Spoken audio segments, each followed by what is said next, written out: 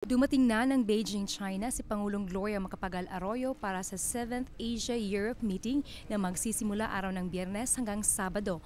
Kasama ng Pangulo sina Finance Secretary Margarito Teves, Trade Secretary Peter Favila, Presidential Advisor on the Peace Process Hermoenis Esperon at Press Secretary Jesus Dureza.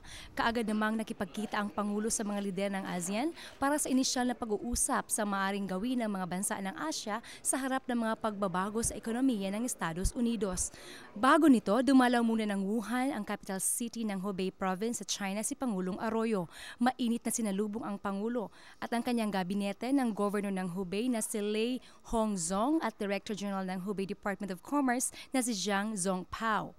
Kabilang sa mga pinag-usapan sa naturang pulong ay ang pag-i-export ng Pilipinas ng tabako, automotive parts, garments, mga prutas tulad ng mangga at saging. Ayon kay Press Secretary Jesus Dureza, nasa exploratory level na rin ang pag-i-export ng Pilipinas ng copper at nickel sa China. Hindi naman kaagad natuloy ang sanay pirmahan ng Pilipinas at China sa pagpapadala ng 1 milyong toneladang nickel na magmumula sa Zambales at Davao Oriental. Signing did not take place because the group was not able to catch up. So I think that might happen in Hangzhou in the last leg.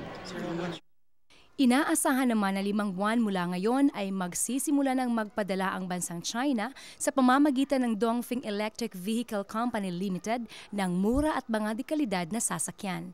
They pushed very hard in getting the Motor Corporation, that is one of the biggest in the world now, to come to the Philippines and be able to sell brand new vehicles that would be affordable to middle class and little higher middle class Filipinos. Because the President made it very clear that somehow the entry and importation of second-hand vehicles will just have to stop. Maliban sa Asia-Europe meeting, isa pang pulong na pinanukala ni Pangulong Gloria Macapagal-Arroyo ang inaasahang gaganapin dito.